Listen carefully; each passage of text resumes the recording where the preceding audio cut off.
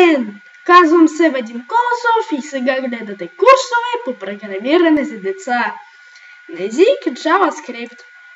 И така откриваме Google Chrome браузър, натискаме Ctrl, Shift и J, излиза ни нашия стара, добра консол. Да, много дълго не се занимавахме с консола, само с Notepad++. Да. Пишем, създадем цикъла for,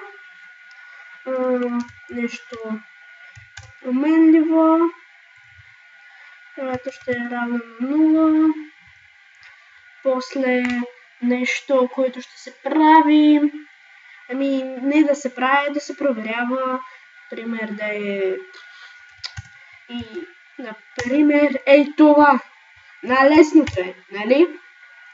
И тук I++. После пишем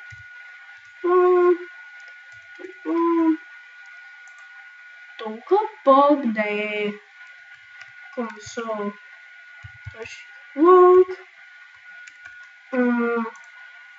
I 0, 1, 2, 3, 4. Ами добре. Начало направихме променливо. После ние казахме, ако А е по-малко от 5, тогава ще е истина.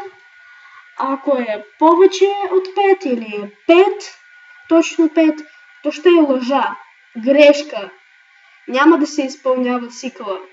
И това е I++, това е което ще прави компютъра след извършване на цикъл. Така.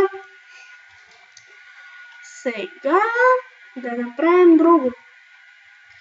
Така. Да направим един масив. Айде да. Бам! Готово. Масив А.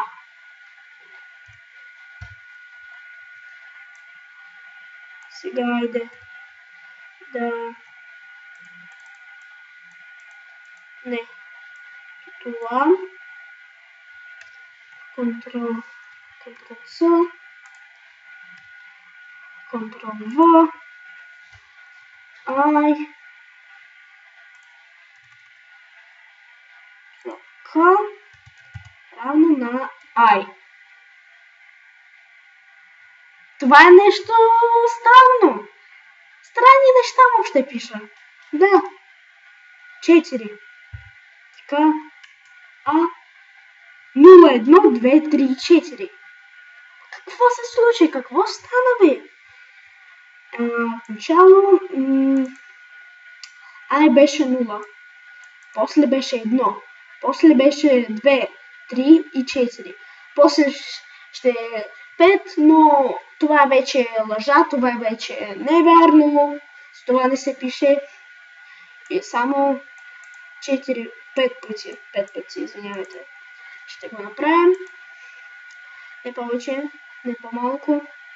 После, значи, ние как напълниме един масив? Тук пиша 0, равно там на 23. Нали? Ето така го правим. Тази 0 е I. Знаем, че I се променя. И напълняме с I. И получава се, че под индекс 0 има цифра 0. Под индекс 1 цифра 1.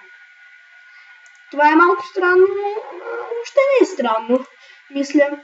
И така, тук можем айде да е 100, 104, ми добре, 100, 101, 102, 103, 104. Айде да е,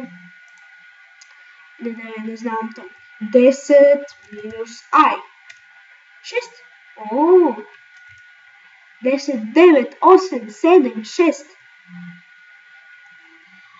Добре, а сега как го напълним? Начало ние правихме така. Много дълъг начин. Много е дълъг. Той е много дълъг. Отново ви казвам, че е най-дълъг начин на Вселената, ама... Сега изчакайте. Така е 3 и 3. После 4 и тук е 4. 0, 1, 2, 3, 4. Това е същото. Помислете. Това ли ще е по-бързо? Или ето това? Разбира се, че първият вариант. Защото е по-лесен. Просто е по-лесен. И така ще ги направим така. Например, тук е, айде да е жена. Какво ще стане?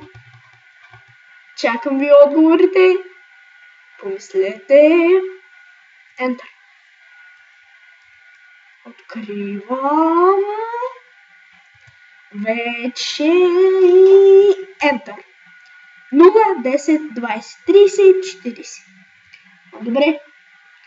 Айде да е... Там... 100... Не, 1000. Айде да е 1000. Защо не? Делено на I. Какво ще е? Помислете и ми кажете отговора. Или го напишете по-долу. Ето там. Чакам ви. Отговорите. Не, сериозно го напишете. Добре, ще ви изчакам повече. Добре. Enter. Infinity 1500 333 250. Разбира се, че е Infinity, защото никое число не се дели на 0. Повярвайте ми. Математик съм. Да. Тук разбира се, че е 1500. Затова не ми питайте, защото аз вече го изчислявах, когато бях в 3 клас. Сега ще съм в 6. И разбира се, че 1000 делено на 4 е 250. Значи отново ви повтарям, че правихме ето така. Не, ето така. Не. Ето така.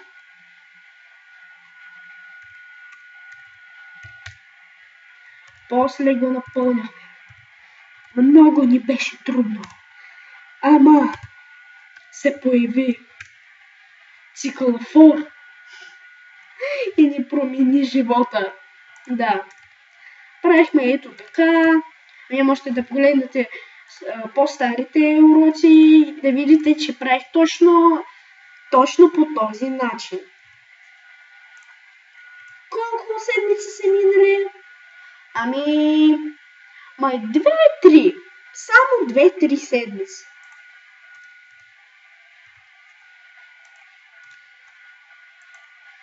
Ето така беше. Много е дълго, нали? Аз наистина сега му мразя, когато научих за for и че може да прави така. Аз наистина мразя този начин. Да, зато и не разбирате ме. Това беше. Значи какво ви обяснявах днес? Ако забравихте, сега ще ви разкажа още един път. Отначало ви разказах същото, което ви разказах вчера. После, аз ви показах, че можем да напълняме масиви по-лесен и по-бърз начин. С цикъла for. Не така да пишем скоби, индекс 0, е равно на 1, 2, 3, 4, 5. Закриваме и натискаме Enter. Не е така. После ви показах няколко примера с умножение, деление и други способи. Така, clear history. И после ви разказах, че наистина го мразя този начин, с който работих в 7 август, или тогава, защото аз тогава мислех, че е единствения начин, ама не е. Благодаря ви, че погледнахте. Това беше всичко. Не забравяйте да натиснете лайк. Той е тук, съвсем близко. Само трябва да натиснете. Ето така. Натискате. Да.